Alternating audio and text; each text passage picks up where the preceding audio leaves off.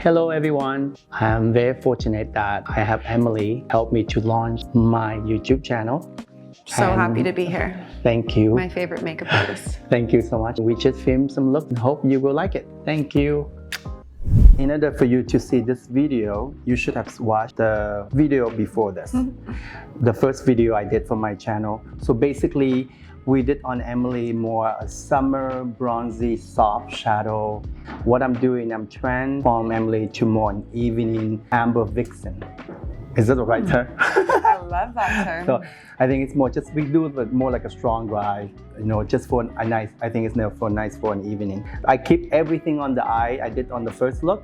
I didn't want to change it because I think these cream shadow would be a nice eye primer to grab all the powder shadow that you're going to put on. I don't have to change anything. I'm going to keep exactly the same. What I did is I take the blush, the cream blush off and the lipstick off because I'm going to change to a different color. But the eye, I'm just going to enhance it. I'm going to add more color in there. For the eye, I'm going to use two different liner. One I'm going to use is one is Kosas Reach from MAC, and the other one is Mambo from NARS. I think these like a cult favorite, so everyone know already. But the color is very similar to each other. The difference for me is that Kosas Reach, the texture is a lot softer. I like to use it for the waterline. I think it's just nice and sultry on the eye, and it's just very, very creamy texture. And this, then the Mambo, I use just to map out the shape that I want to do. This is the hard part, but I think the only way you do is just gonna go right in there. I think when people, they go so timid, that's when you feel like very tickle and really hard. Yeah, I don't care. It kind of feels good. And I like to go right all the way to the corner of the eye. I think it's elongate the eye even more. See that it totally changed how the eye look already. For me, I think even someone just do like this for the evening is still enough. You know, like it just make the eye a little bit more stronger and more sultry. So now I go with the Mambo color and I go all over.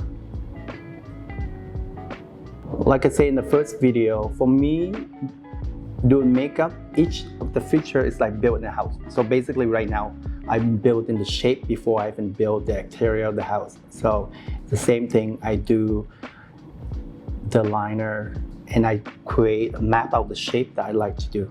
Right on the corner here, I like to do, it's a little darker just to elongate the shape of the eye. I know a lot of us, we always try to put highlight there, but I find that a lot of time when you put too much highlight there, it shortens the eye shape. So I like to create a longer, more feline, so I just extended the eye a little more. You taught me that because it's like people always talk, you know, you always think to extend the eye out this way, but why not try to bring it in that way as well? It makes the eye looks very short when you just like stop it there. Yeah, stop there, yeah. So the same thing is like what I said earlier. I know like a lot of people to do shadow first and then do liner after, but for me, this you already create a lot of depth already. Even like this, there's another eye look for her already. But I think it's just like the blending is the key. If you just use the pencil first and the shadow on top and you don't see where the color start, where the color end.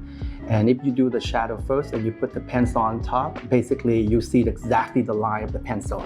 Unless you do like a liquid liner and the effect. But right now I'm not trying to do a liner effect. I'm trying to do like a smoky shadow effect. So.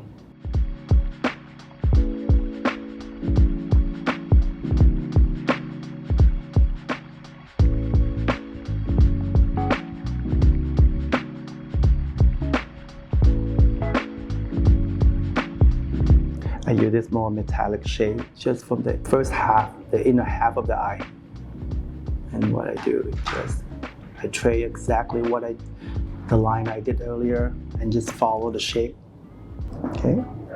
And then I use a matte shade, same brush, close the eye.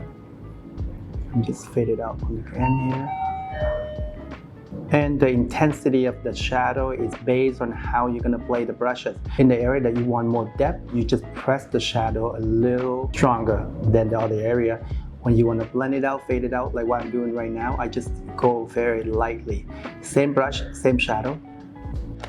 So in the same palette, I'm using another matte shade and just to blend everything out right now. If you're going back, if you use a foundation brush, you can use that just to take off any of the fallout.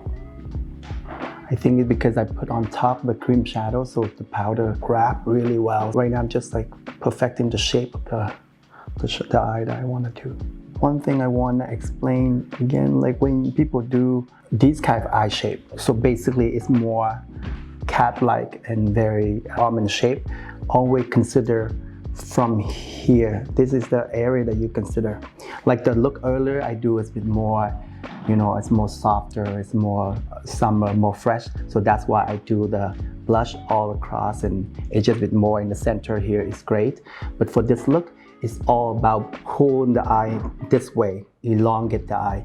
So even when you're applying blush or highlighter, always see this whole thing is that your eye shape.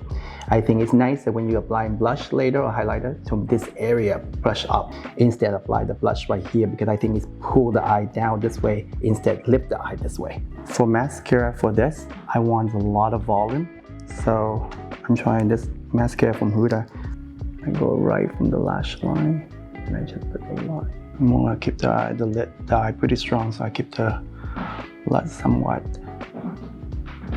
softer. As I mentioned earlier, trying to keep everything this way because I want to lift the eyes, you know, where it's not still. So when you think we're gonna go back to normal, like the new normal? I don't know, man. I mean, like all of the offices that I know, they're not planning on opening even in September. Wow. So I don't know.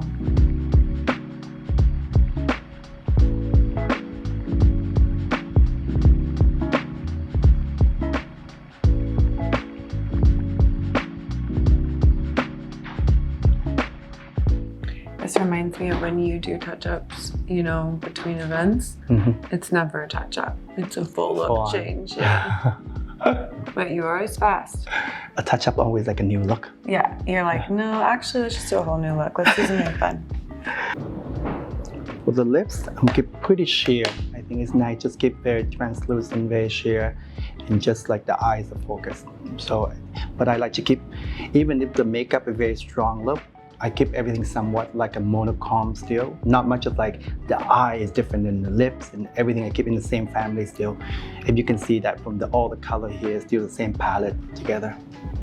I think for anyone that need to more define the lips, then they can do a lip liner, but Emily have a great full lip to start already, and I think just a little stain like this is beautiful with a strong eye. I don't think she needs help with the drawing on the lips at all. So to finish up, I always warm the face still, and I think it depends on the person. But on Emily, she tan and from the summer, so I'm always warm it up to blend with the whole body. So I just still give her a little sun kiss more.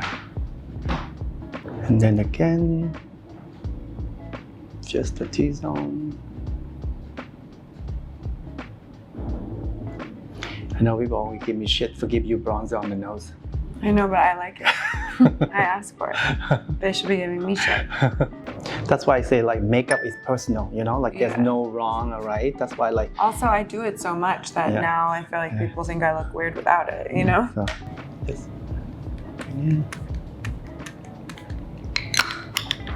And that's the look.